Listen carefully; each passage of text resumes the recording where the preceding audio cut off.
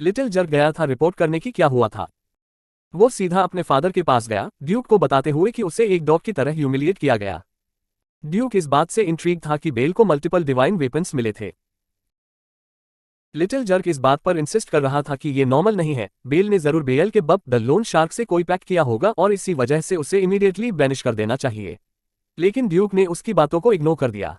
वो एक powerful hair पाने की पॉसिबिलिटीज में इतना इनेग्रॉस था। थ्रोन से उठते हुए उसने लिटिल जर्क को कंप्लीटली डिसरिगार्ड कर दिया। जब उससे पूछा गया कि उसके फादर कहाँ जा रहे हैं तो उसे पता चला कि वो बेल से मिलने जा रहे थे। उन्हें खुद ये कंफर्म करना था कि क्या ये सब सच है। उस इवेंट के बाद लड़के को थोड़ा रेस्ट करने की जरूरत थी। वो अपने बेड पर गया रिकवर करने के लिए।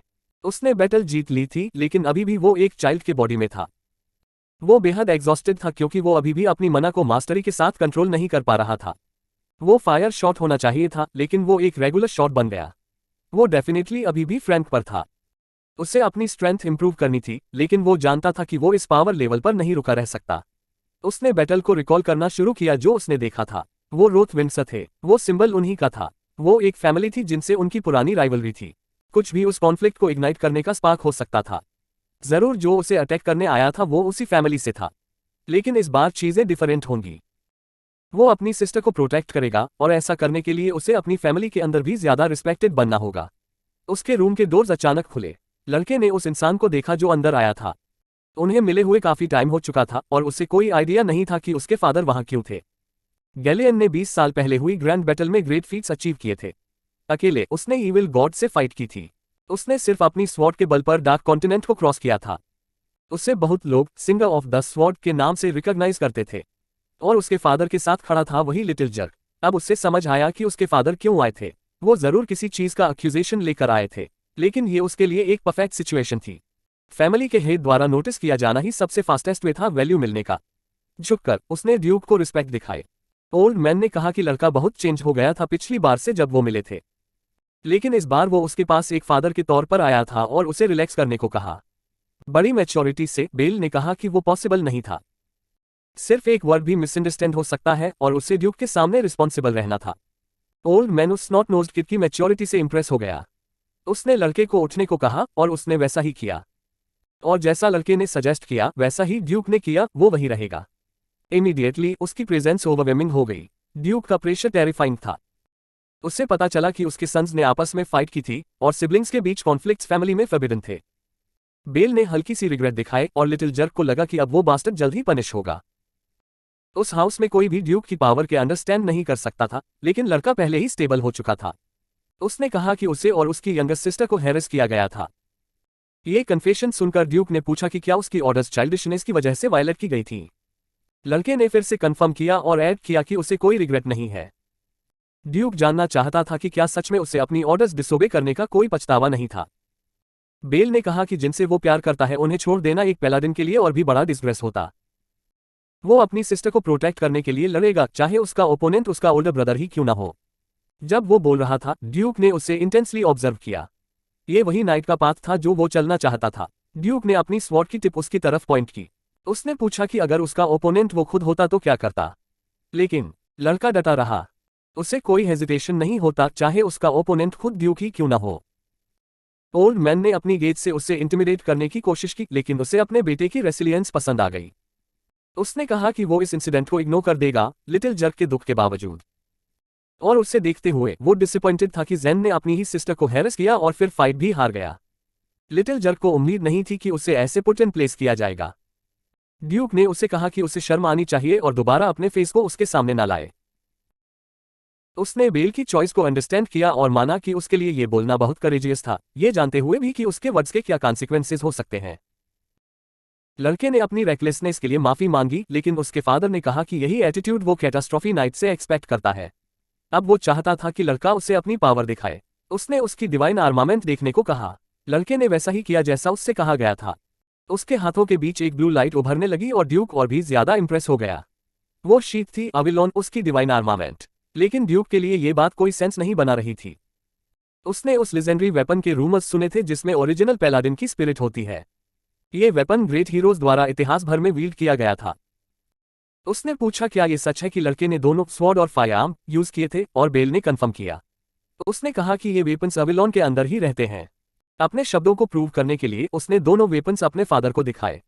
इमीडिएटली ड्यूक सोचने लगा कि क्या ये सच में पॉसिबल है, और पूरी तरह सरप्राइज होकर उसने सुना कि लड़का एक बार में सिर्फ 2 ही वेपन यूज कर सकता है, लेकिन शीट में 3 और वेपन्स है। उसका बेटा डेफिनेटली नेक्स्ट हीरो बनने के लिए डेस्टिन्ड था।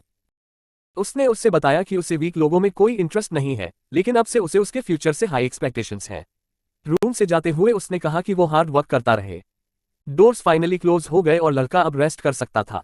वो प्रेशर ओवरवेलमिंग था, उसे बस इंप्रूव करते रहना था। लेकिन ये शर्म की बात थी कि वो अभी भी एक चाइल्ड के बॉडी में था। उसे जल्दी से जल्दी डी रैंक तक पहुंचना था और इसके लिए उसे मॉन्स्टर्स को हंट करना होगा ताकि ज्यादा मना अब्सॉर्ब कर सके।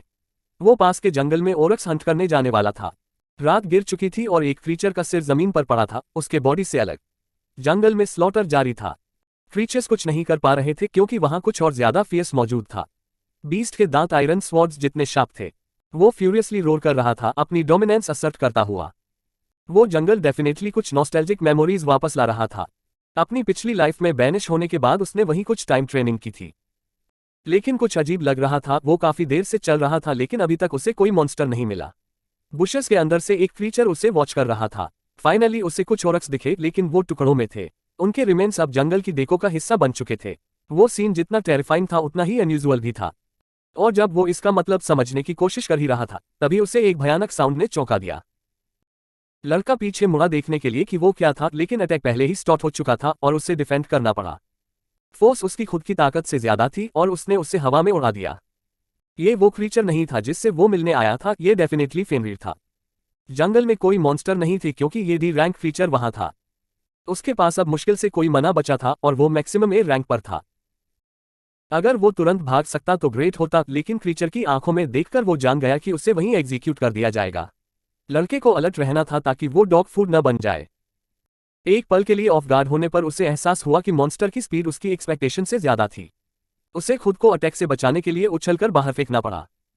अपने हाथों में उसने फायर स्पिनिंग पिस्टल समन की और क्रीचर पर कई शॉट्स फायर किए, लेकिन क्रीचर ने सभी को डॉज कर लिया।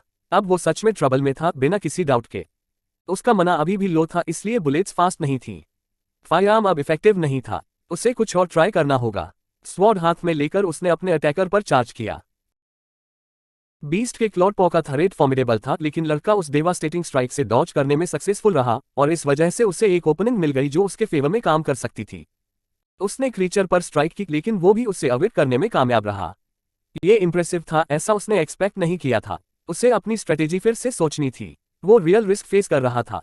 अगर वो अपने पीक पावर पर होता तो ये फॉरेस्ट डॉग अब तक अनायलिट हो गया होता।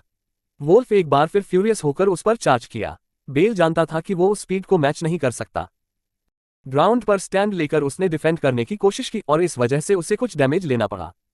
अब वो कॉर्नर हो चुका था, वो अटैक्स की बरसात से नहीं बच पा रहा था। धीरे धीरे वो क्रीचर के आगे ओवरवेम हो रहा था जो उसकी तरफ बढ़ रहा था, ready to have him as afternoon snack. उसे याद आया कि वो अभी अभी रीइंकार्नेट हुआ है और वो अपनी लाइफ इतनी जल्दी एंड नहीं होने दे सकता। उसे एक्चुअली शील्ड समन करनी थी ताकि वो डिफेंड भी कर सके और काउंटर भी। लेकिन क्रीचर की एबिलिटी बहुत फॉर्मिडेबल थी और उसने साइड से उसे ऑफ गार्ड पकड़ लिया। लड़का गिर गया और शील्ड की ग्रिप छूट गई। फाइट इस रेट पर जारी नहीं रह सकती थी, वरना वो उसे एग्रेसिव डॉग का नेक्स्ट मील बन जाता। उसने जो वेपन्स अब तक यूज किए थे वो पूरी तरह इनइफेक्टिव थे, और उस पर हैमर यूज करना भी डिफिकल्ट होता क्योंकि उसके अटैक्स बहुत स्लो थे। सिर्फ एक वेपन बचा था ट्राई करने के लिए। कोई और चॉइस ना होने पर उसे इमीडिएटली यूज करना पड़ा। क्रीचर रेडी था उससे फिनिश करने के लिए। लड़के ने अपनी आंखें बंद की, फोकस किया। जैसे ही अटैक उस पर होने वाला था उसने एजिस को अपने पास बुलाया, लेकिन क्रीचर का अटैक ऑलरेडी एग्जीक्यूट हो चुका था। अनएक्सपेक्टेडली कुछ नहीं हुआ। अब उसके हाथ में एक गॉन्टलेट था, डार्क एनर्जी से रैप्ड। उसने इसे यूज नहीं करना चाहा था, लेकिन सेकंड टाइम मरने से बेहतर था कि वो इसे यूज कर ले। क्रीचर एक बार फिर अटैक के लिए तैयार था, बल्कि वो पहले से भी ज्यादा फास्ट हो गया था। लेकिन बैटल अब खत्म हो चुकी थी। लड़का भी अब काफी ज्यादा फास्ट हो चुका था और हैमर हाथ में लेकर अब वो क्रीचर से ऊपर था।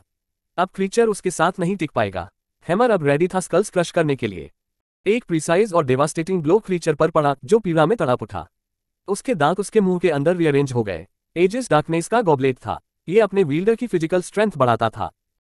लेकिन बस इतना ही नहीं, जो भी इसे यूज करता उसे एक वॉइस सुनाई देती जो उसे डिस्ट्रक्शन के लिए ऑर्डर देती। वोल्फ अभी भी जिंदा था और समय बीतने के साथ और भी ज्यादा फ्यूरियस हो चुका था। विल्डर और भी स्ट्रॉन्ग हो रहा था और उसका लाइफ्स लेने का डिजायर और इंटेंस होता जा रहा था। वो बेसब्री से क्रीचर के नेक्स्ट अप्रोच का वेट कर रहा था, अब उसके पास आ रहे सभी अटैक्स को डॉज करता हुआ। अब वोल्फ डिसएडवांटेज में था और लड़का खुद को थॉरली एंजॉय करता दिख रहा था। आखिरकार वोल्फ अब लिविंग वर्ल्ड का हिस्सा नहीं रहा। प्रोटैगनिस्ट रिलीव था कि उसने इसे जल्दी खत्म कर दिया। वो वेपन बैटल के दौरान रिमूव नहीं किया जा सकता और उसका इफेक्ट समय के साथ और स्ट्रॉन्ग होता जाता है, यूजर को डार्कनेस की तरफ खींचते हुए। अब उससे ये समझना था कि उस फॉरेस्ट में फेनरीर था ही क्यों। जब वो सोच ही रहा था उसने हैमर में कुछ अलग नोटिस किया। वो कंप्लीटली एनर्जी से चार्ज हो चुका था। क्रीचर को डिफीट करके अब वो उसकी एट्रीब्यूट्स यूज कर सकता था।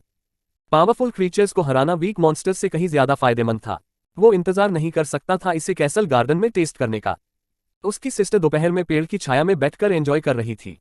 आखिरकार फ्लावर क्राउन कंप्लीट हो गई थी। उसे उम्मीद थी कि उसका भाई ये गिफ्ट पसंद करेगा, लेकिन तभी किसी ने वो क्राउन उसके हाथों से छीन लिया। लड़की ने स्नीर करते हुए कहा कि फ्लावर क्राउन बहुत हिडियस है, लेकिन वो एक गंदी लड़की के लिए एकदम परफेक्ट है जिसने इसे बनाया। उस रिच लड़की का नाम था जेसिका। वो जानना चाहती थी कि स्पेंसर को ये कैसा लगा। वो बिजार लुकिंग बॉय जेसिका से एग्री करता था। वो वहां सिर्फ उसे ओबे करने के लिए था। जैसे ही उसने फ्लावर क्राउन हवा में फेंकी उसे इमीडिएटली डिस्ट्रॉय कर दिया गया। स्पेंसर ने एक व्हिप यूज की थी ये करने के लिए। सारा को ये पसंद नहीं आया, लेकिन वो डिफेंसलेस थी। जेसिका बोर हो रही थी, वहां करने को कुछ नहीं था। हाथ में वेपन लेकर उसने सारा को अपने साथ चलने को कहा। अब टाइम था उसका प्रैक्टिस करने का। उसने एक शॉट फायर किया उस लड़की पर जो डर के मारे कांप रही थी। बेल वहां आ गया अपने शीट से वो शॉट ब्लॉक करते हुए और डिक्लेयर किया कि अब वो जेसिका के साथ खेलेगा। सारा शॉक्ड थी, उसने उसे आते देखा ही नहीं था। असल में वो अपने सराउंडिंग्स से पूरी तरह अनअवेयर थी। उसे कभी किसी के आने का पता ही नहीं चला। बेल ने कहा कि वो भी कोई एक्सक्यूज ढूंढ रहा था अपनी डिवाइन आर्मामेंट को टेस्ट करने की, लेकिन जेसिका समझ नहीं पाई कि वो क्या रहा था।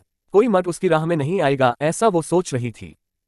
बेल अपनी सिस्टर को कंफर्ट करने में बिजी था, उसे बता रहा था कि सब ठीक हो जाएगा और अब उसके पास उस एरोगेंट गर्ल से डील करने का टाइम था। वो लड़का जिसके बाल हॉरिबल थे एक इंटिमिडेटिंग स्टांस लेने की कोशिश कर रहा था। बेल जानता था कि ये लड़का किसी सर्वेंट की तरह जेसिका के साथ है, इसलिए उसने उससे साफ कर दिया कि वो ड्यूक का बेटा है। लेकिन वो किसी ऐसे इंसान को रिस्पेक्ट नहीं देने वाला था जो एक कॉन्क्यूबिन का बेटा था। ये बात प्रोटैगनिस्ट को और ज्यादा इरिटेट कर गई। जेसिका जानना चाहती थी कि उसे इतना कॉन्फिडेंस क्यों है जब वो इतना वीक है और सिर्फ लक से जैन को हराया था। उनका मानना था कि प्रोटैगनिस्ट को सिर्फ लक मिला था और जैन केयरलेस था, और क्योंकि वो सिर्फ एक शीट यूज कर रहा था एक वेपन की तरह, तो वो वीक ऑफ द वीक होगा। अपनी आंखें बंद करते हुए उसने कहा कि बेहतर होगा कि वो खुद देख ले। चाहे उसके पास जो भी था वो लक हो या टैलेंट, जेसिका ने ऐसा कुछ एक्सपेक्ट नहीं किया था। उसे बेचैनी होने लगी और उसने स्पेंसर को तुरंत उस ट्रैश को खत्म करने का ऑर्डर दिया, एक ऐसा काम जो वो बड़े ही मजे से करता। जहां भी उसकी विप लगती वहां बर्फ जम जाती। फिर भी बेल इंप्रेस्ड नहीं हुआ। स्पेंसर एक डी रैंक पैलेडन था और उसकी डिवाइन आर्मामेंट एक आइस विप थी। वो उस छोटे से लड़के से कहीं ज्यादा स्ट्रॉन्ग था जो सिर्फ ए रैंक का था। पर प्रोटैगनिस्ट तो प्रोटैगनिस्ट ही होता है। लड़के ने कहा कि वो अपने विक्टिम की टांगे फ्रीज कर देगा ताकि वो भाग न सके, फिर उसके हाथ और बॉडी को जब तक वो हिल न पाए, और आखिर में उसके फेस पर तब तक चोट करेगा जब तक वो पहचाना न जा सके।